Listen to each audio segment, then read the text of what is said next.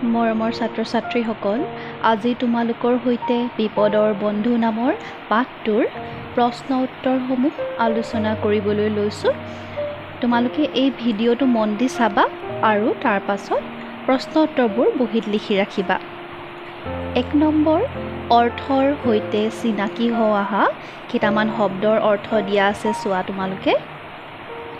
খুৰুং, খুৰুং শব্দৰ অৰ্থ হৈছে ধুন্দ বা সুতৰ গছৰ ধুন্দ।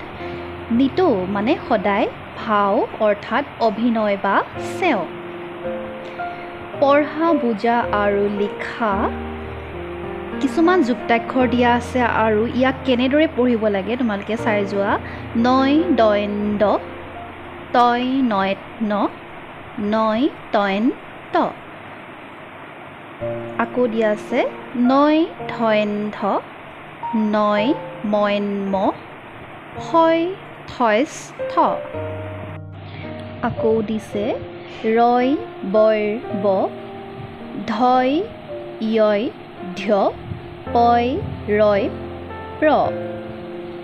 তাৰ পাছত কয় তয়ক ত, হয় ৱয় স্ব। ঠিক একেদৰে গয় নয় ন, দয় ধয় ধ। এনেদৰে তোমালোকে উচ্চাৰণ কৰি কৰি শব্দবোৰ পঢ়িবা। তাৰ পাছতেই আকৌ তোমালোকক কিছুমান যুক্তাক্ষৰযুক্ত শব্দ পঢ়িবলৈ দিছে। কেনেদৰে পঢ়িব লাগে মই পঢ়াই দিছোঁ, তোমালোকেও লগে লগে পঢ়ি যাবা। নন্দ, শুদ্ধ, বুদ্ধ, সন্ত, সাধ্য, বক্তা, অশ্ব। প্ৰাণী, সন্ধি, ভগ্ন, যত্ন, সন্মান, পৰ্বত, কাৰ্বি। এনেদৰে বাৰে বাৰে তোমালোকে উচ্চাৰণ কৰি কৰি পঢ়িবা। ইয়াৰ পিছতে 1 নম্বৰ প্ৰশ্নৰ উত্তৰ চোৱা। এইখিনি কেনেকৈ কৰিব লাগিব, দুটা শব্দ যোগ হৈছে।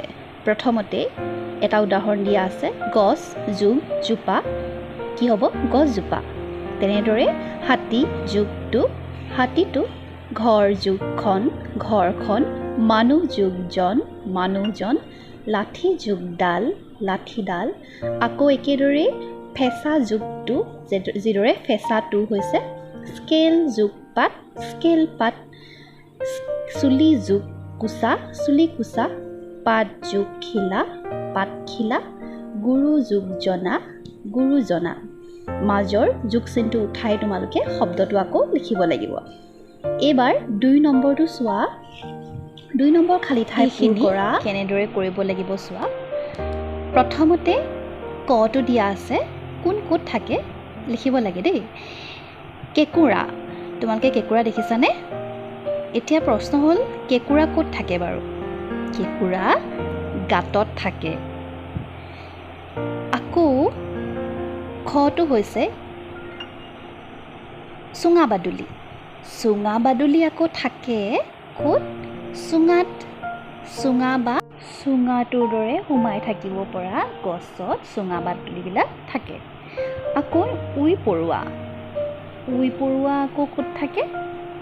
উই পৰুৱা থাকে উই সাফলত। উই পৰুৱাই নিজেই নিজৰ ঘৰটো তৈয়াৰ কৰি লয়। এইটো এটা উই সাফলুৰ ছবি, তোমালোকে চোৱা। তাৰ পাছতে টুকুৰা চৰাই।